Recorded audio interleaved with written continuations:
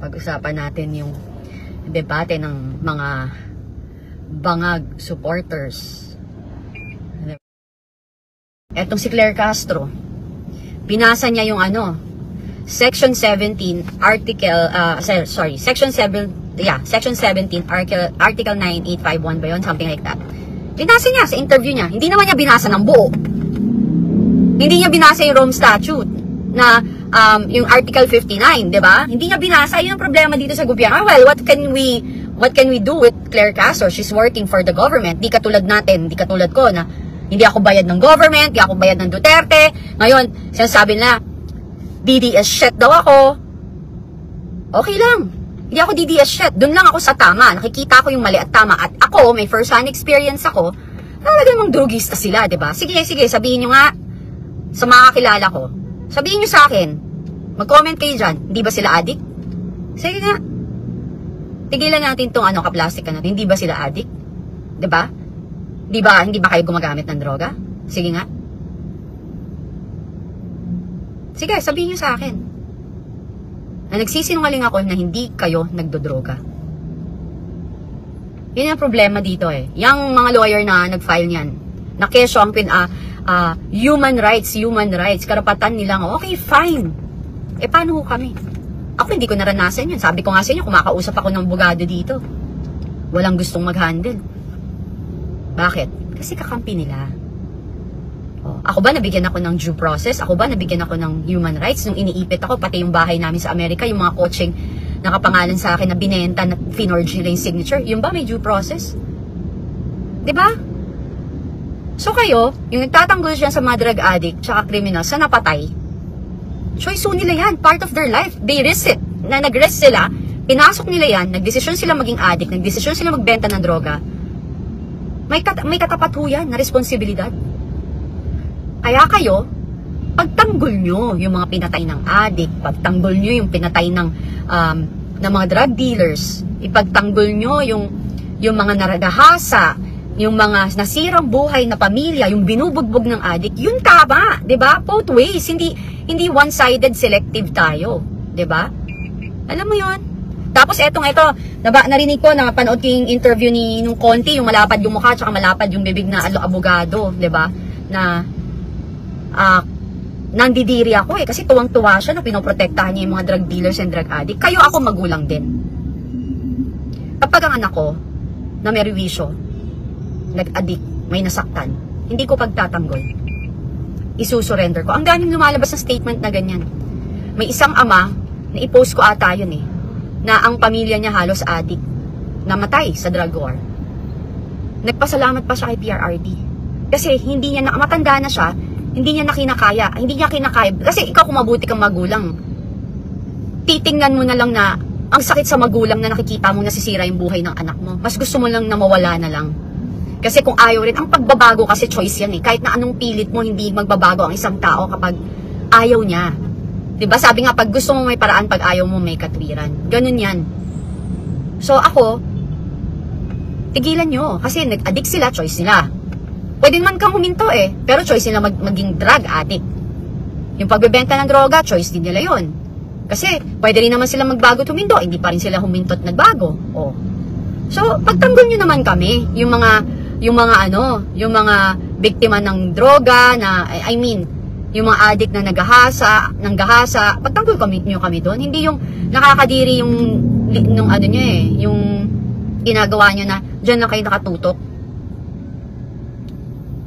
Grabe. Tama to. Sabi ni Mike, from anti-drug criminal admin to pro-addict criminals. Never again, Marcos. Tapos ngayon, etong si Conti, attorney Conti lang yung brain, sorry. Siya sabi niya sa interview? Sige, mag-rally pa kayo para lalong hindi pauwiin si PRRD dito. Wow! Tinakot mo pa kami. Sino ka? Diba? Dapat nga ikaw rin yung sa ICC kasi pinoprotektahan mo addict. Dapat kayong mga nagpoprotektahan ng mga addict and criminals, kayo ang dalhin namin sa ICC. Kami mag-file ng complaint against you na kami mga biktima ng mga na-rape ng addict at napatay ng mga addict. Hindi nyo kami pinapansin. Eto, May time kayo. Bakit? Kasi this is a political assassination. This is all political. This is not about human rights. Sabi nga ni Senator Bato, bullshit. Bullshit talaga. Bullshit kayo kasi hindi nyo naintindihan yung feeling ng nabuli, naabuso, sinaktan, kinahasa, namatayan dahil sa mga kriminal na addict, drug dealers, and drug users. Sobra kayong insensitive and you don't care. Kasi selective. Kasi ang motibo nyo is really to assassinate PRRD. It's not about human rights. You want to assassinate him. Tinanggal nyo siya sa Pilipinas kasi duwag kayo na wala kayo talagang mapapatunayan dito sa bansa natin. Wala kayo final na kaso eh. 'Di ba? O ano ngayon? Ano ngayon nangyari sa inyo? Ginalit nyo yung tao. Tapos ikaw konti, nananakot. Natakot nyo yung mga DDS, natakot nyo tayo na magrarally raw, rally pa raw tayo ng rally para hindi na raw pauwiin. Eh lalo mong gagalitin yung tao eh. Kasi nang titreat ka. Even yung yung ultimo yung paglalabas ng emosyon, paglalabas ng sama ng loob ng mga tao na sa ginawa nyo, mali pa rin. So kayo lang yung pwede. Kayo lang yung pwedeng mainis, magalit, mabwisit, at mag-rally. Pag nagra-rally kayo, okay lang. Pag yung mga supporters ng PRRD ni Duterte, hindi pwede. So ano yun? 'Di ba? Ano yun? Yung isa pa dyan, si Shelo Magno. Dati, ako dun eh. Kasi nga ako, sabi ko nga sa inyo, hindi ako doon ako kung ano yung, pag tama yung debate niya or yung pinaglalaban niya, makikinig ako sa'yo. May punto ka eh, 'di ba?